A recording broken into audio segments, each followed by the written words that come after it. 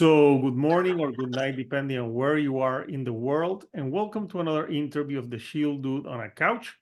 I'm your host, Hector, and today I'm joined by the band Sundrifter, and they're a band out of Massachusetts, and they got that stoner rock sound, like very retro sounding. Like if you like bands like when I was listening, I thought of bands like Buffalo, for example, that type of sound. There's so many that I just came. Clutch, that type of sound that is like very retro, but with like early Black Sabbath influences. You got a band like Sundrifter. So I'm joined by the whole band tonight. So first of all, guys, how are you tonight? Very good, very good. Excellent. Good, good. So tell us your name and what you do in the band. So my name's Craig. I'm lead singer and guitar player of Sundrifter. I'm Paul. I play bass. I'm Patrick. I play the drums. Bateria. But yes, you almost have the sound in Spanish of the bateria. So bateria. So yeah, we're here to talk about I think it's your third album that's coming out on the 16th of February, and it's called An Earlier Time. That's a great album title, by the way. Thank you.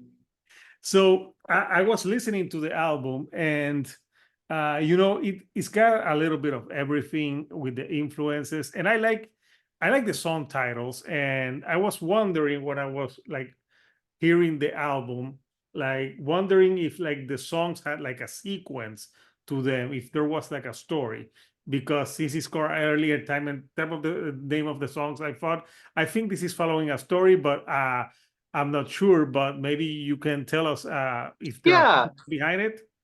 Yeah, so generally as a songwriter, I try to capture worlds or vibes or intense, specific emotions.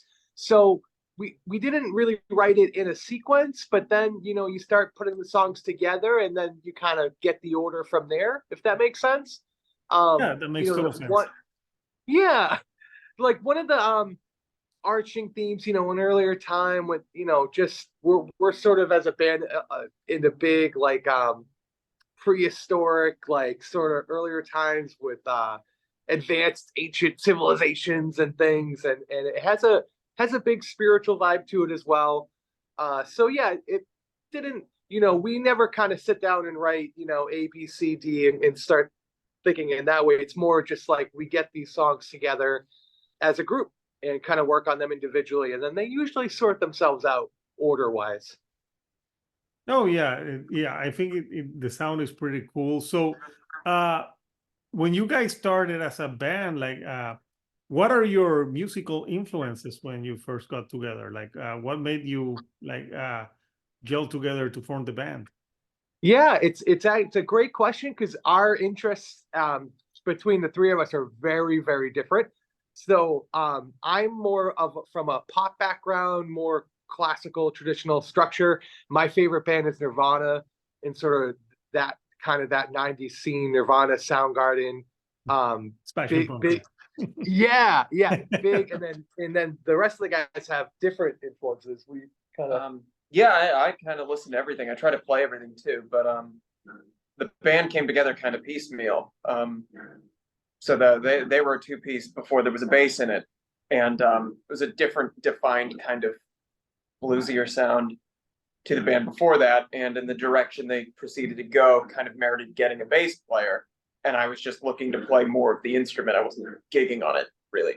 So yeah, a lot of my influences, especially around the time where me and Craig started to play, were heavy on the Doors, really into Queens of the Stone Age, Caius, Sleep, like a lot of those heavy stoner doom bands.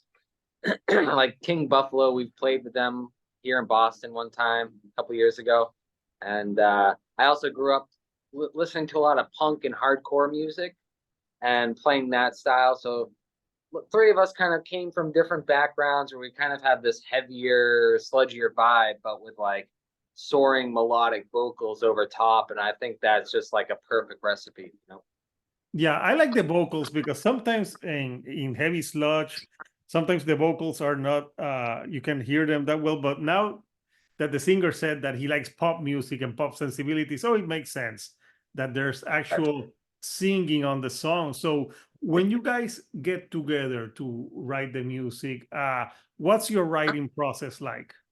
That's a great question. Yeah. So generally I come and I have a song about maybe 30 to 40% there. I have a riff, I have a verse, I have a chorus. And then from there, everyone just jumps in and we write it together. Everyone comes up with their own parts. And it's just sort of, you know, three people in a room, all pulling and tugging at it in different directions. And a lot of times we just simply inspire each other. You know, I'll have an idea for something and Pat will start playing drums to it, and then that'll take me somewhere else, you know. And we found so far, and I'm sure you know from talking to a lot of bands, when a song comes in and it just works right away, that's always the way it goes. Like you don't have to do any work, it's just there and off you go. The ones that we sort of torture ourselves with a little bit and we're trying to change this and add this and this, those songs generally don't end up making the distance. So it's a definitely collaborative process where everyone's in charge of their own departments, and it's so much it's a more exciting, more fulfilling writing process than just having one person bringing in the whole song. And you know what I mean? It's yeah, I know what you mean. You don't want to be like a band where someone writes everything, like the shirt I'm having, and then he's like, yeah, you guys play what I tell you to play. And it's tough because, you know, that's Billy Corgan, like that's my guy. That's 90s, you know, and it's tough, you know. But in our band for sure, because you know, our influences are always so different. We have internal battles. We always don't want to, you know, agree on something, but then when we find what's right and what's working, we all know it immediately. So it's sort of a crazy process. We might not agree at first, but then once we get to where we want it, everyone's, you know, sort of off and running. Yeah. It usually kind of starts with like an iPhone voice memo that's sent to a group chat. And then it's sort of like a skeleton of the song. And then I'll listen to it and maybe, you know, I'll be like, oh, this one part right here, we should kind of isolate that. And like on Nuclear Sacrifice, I think it was a more up-tempo original idea where I was like, hold on, let's cut it in half here and play it back a bit more. And then it changed the whole vibe of the song, and we're like, that's a Sundrifter song. Yeah, no, I know what you guys mean. So so the lyrics, do you come up with the lyrics like after you do the music, or do you do lyrics first? A little bit of both. Yeah. So when I'm sort of mapping a song, I try to get where the syllables are going to fall, sort of the rhythm of the words and the melody. So that generally comes right away for me. And then later on into like final vocal tracking or processing, that's where I'm like, you know, writing these lyrics in cement and really getting where I want to go. But the melody and the placement of those syllables and rhythms generally come very, very quick and very fast. Yeah, awesome. So I want to show the artwork of the album because I think it's pretty cool artwork. So here's the artwork for our earlier time. And question, that monolith that you have in the middle, that reminds me, you remember when something like that popped up? I think it was in the Utah desert or something. Utah, yeah. Yes. Yep. And they popped up in a lot of different places too. Yes, I'm sure it was someone putting it there, but I remember everyone, oh, it's alien. So were you inspired by that for the artwork? Heavily. Yeah. I mean, we're really into like the sci-fi and fantasy kind of deal. And with a lot of our songs, we kind of have these, like, I guess you could say it evokes imagery. And sometimes some of the songs kind of evoke like a space element or some sort of outer worldly element. And we're, you know, just suckers for like Graham Hancock and Randall Carlson and different theories of what history could have been. Yeah, totally. Yeah, it has that vibe. Who did this artwork? Bronca Studios. Oh, yeah, it's a cool artwork, and I like the the colors, it has the blue and the purple. purple. So yeah, I think it's when you look at that album cover, you're like, yeah, that's a stoner rock band. And sometimes people have this image of stoner rockers that they look stoned all the time. You don't look stoned at all. I think I'm the only stoner in the band, actually. Yeah, I don't know if that's a good thing or a bad thing. Maybe like what? They don't. There's only one stoner in the stoner rock band. Like no fuzz pedals. We No have our fuzz pedals. designated responsibilities. Yeah. Yeah, no. So you guys being like sci-fi fans, like what's you guys' favorite sci-fi movies? You start, Craig? So I think we get sort of inspired by a lot of like futuristic things. So like personally, my favorite movie is Avatar, and I love to imagine like different worlds and scenes. So like we have a song called Limitless, which I sort of in my head place in like a crazy futuristic Avatar Pandora mountain place. And Pat's a really avid like hiker and like professional climber of mountains. So I in my head I sort of wrote a song a little bit about him like going to these like high futuristic mountains. And so I'm sort of our whole band is sort of like at Stonehenge, and like the people are worshiping sun gods, and then like our music is also playing. Yeah. Yeah, cool. I actually went to Stonehenge, and I have I have a theory, because they tell you like, no, it's the stones they put in there because it's a certain place. And sometimes I feel, what if they were fucking tired of moving those stones and just leave them there? No one's gonna fucking know. Maybe. You never know, but I remember that Spinal Tap moment where they had like the Stonehenge. He's like really small when it comes down. So you like Avatar. I'm not gonna tell you my feelings on Avatar. It's okay. I'm okay being on that island. I love the art of it, the futuristic way they film it and the music, and I'm a big sucker for like super creative different worlds and spiritual things, and that sort of vibe.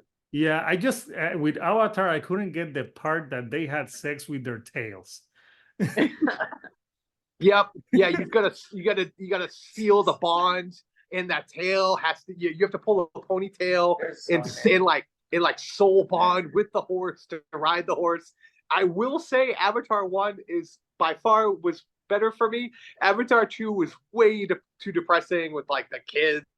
I didn't see the second one. It wasn't for me. But I just saw the first one. So just save your time. Yeah.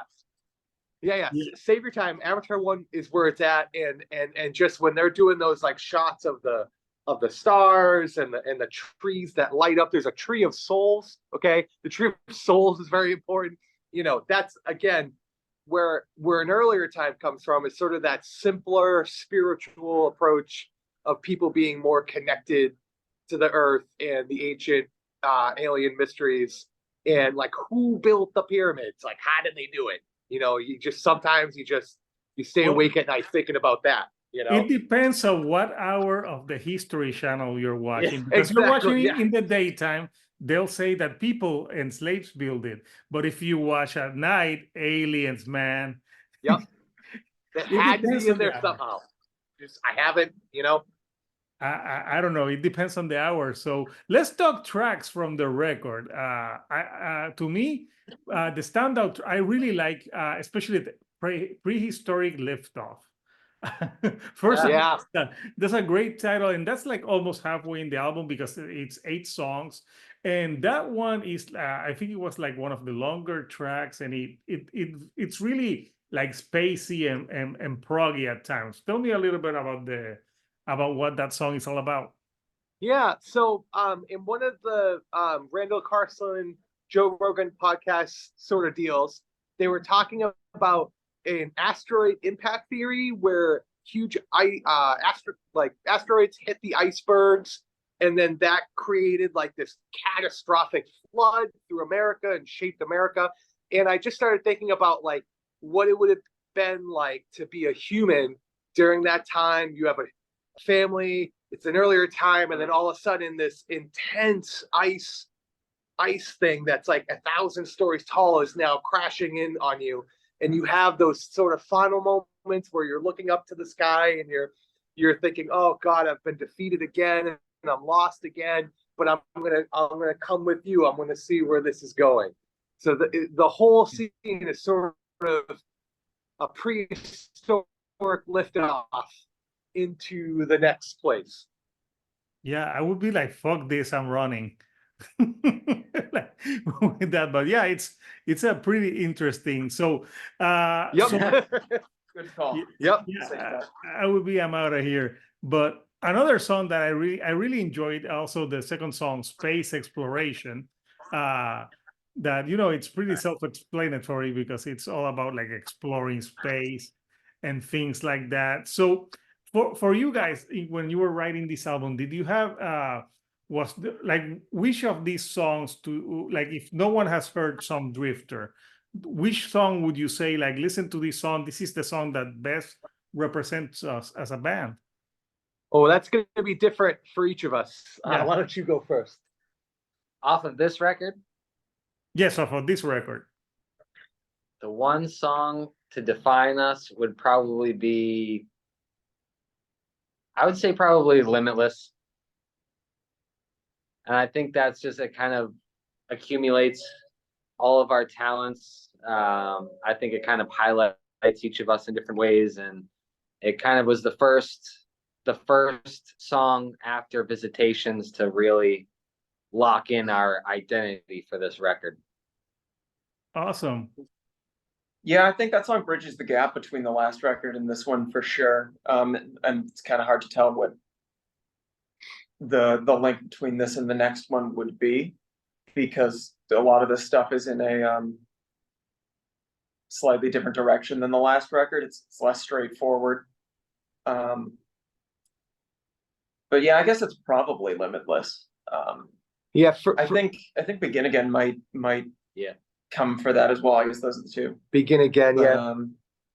it's sort of the soaring vocal pop sensibility over sort of driving riffs.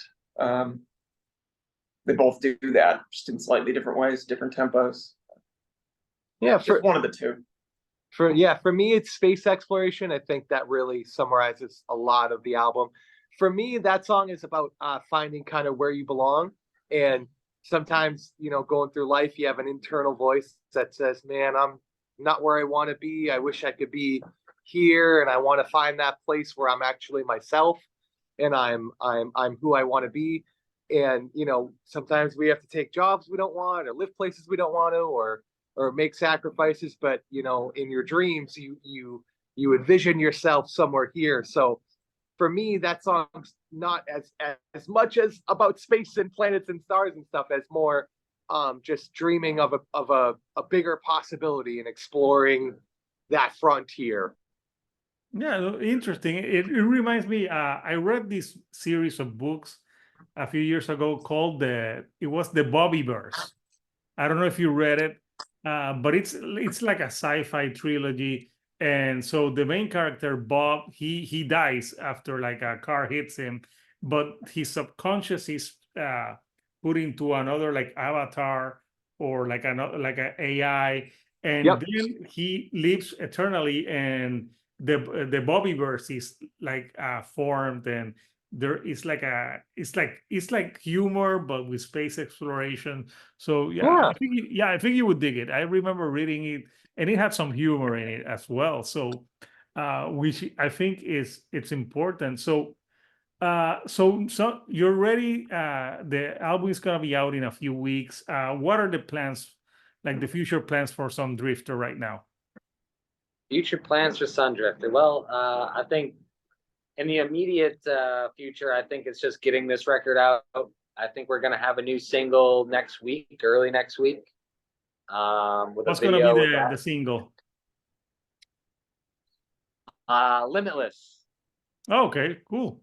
So we'll put that one out with a video, and then we got Widowmaker next week on Thursday. It's kind of a local brewery. We're playing with some pretty heavy bands: Swamphead, Bone Church, and Earthlore. They have a Those are CD great release names, party. Bone Church.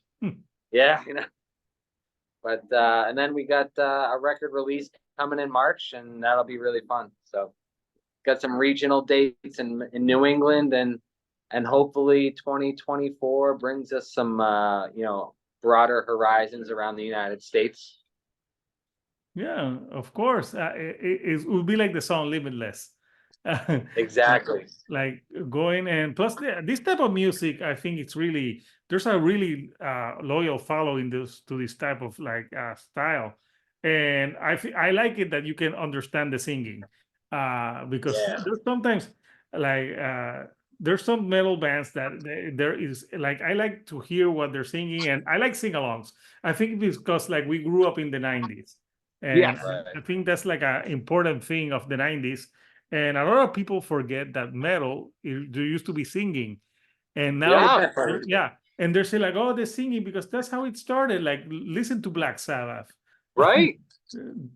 They sing and they're heavy, but sometimes where it's like all like, "Rrr," like, Yeah.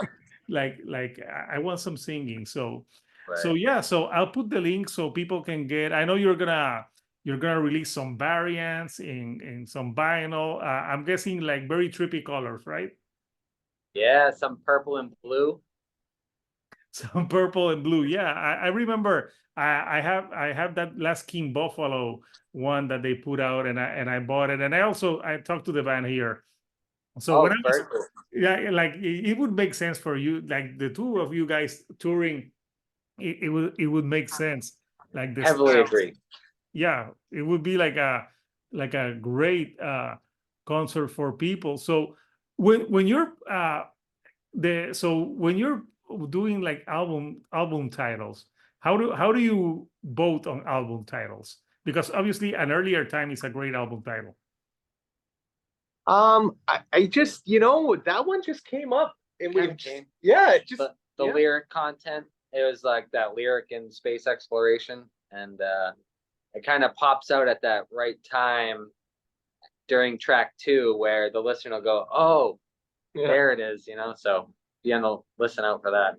Yeah, no, it's I would recommend these albums for anyone who likes all the bands that we've been talking about. And it's cool to see that you've been influenced, like the pop sensibilities, or singing that sometimes people hear the word pop sensibilities and they assume, no, that's bad, but not really. A cool song that has like a great melody stays in your head. That's what Right. Yeah. that's what it's And- supposed to do. Yeah, most all like pretty successful acts, I feel, have to have that hook, that vocal, because everybody has that instrument of voice, so everybody can naturally relate to the voice. And if most people can relate to the voice and it's a good voice, then I think we're gonna be in business. Yeah, no, totally. So, well, guys, I want to thank you for taking some time to talk with me about the upcoming album, about music, about sci-fi. I didn't know I was going to talk about Avatar today. By the way, I don't like the movie, but if you've been to Orlando, in the Animal Kingdom, I'm not a fan of the movie, but what they did with that park, you really feel like you're in the Avatar world. And if you just put Avatar on mute and then put our record on, it's gonna make sense. That's a Craig quote, not. Yeah. Then you'll get like a email from James Cameron. I was gonna say he's gonna come after you. He's gonna be like, you owe me money now. Right. You'll be like, no, James, please. So yeah. So people, Sundrifter, An Earlier Time, it's out on February 16th. I'll put the link for everyone, and they're gonna have a music video out next this like soon. So you on the lookout for that. And this is gonna be put out by Small Stone Recordings, which that's a cool name for a record label. The finest in buzz.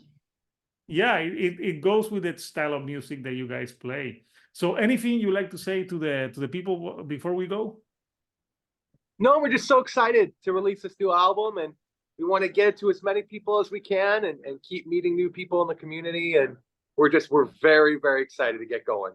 I think to anybody like still listening from Visitations and earlier, thank you for the patience. It's been a while, been a long time coming through the pandemic. A lot of people asking us when's the new music coming? When's the new music coming? But and that album is really good. I listen to Visitations as well from 2018. Thank you.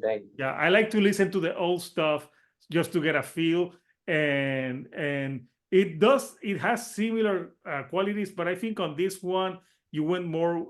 It goes more proggier sometimes in the songs than the other. So, but yeah, pretty cool record. So people, you can also buy that record as well if you have Visitations from 2018. Yeah, we all know that a lot of after the pandemic, it's been bad for a lot of bands. So it's good that you finally get to put out new material and get back on the road to promote it after some tough years. Yeah, absolutely. Yeah. So people, that Sundrifter, check it out. And until next time, this is Hector, the Shield Dude on a couch, and we'll see you all right here on the couch. Thank you. On the couch. And goodbye.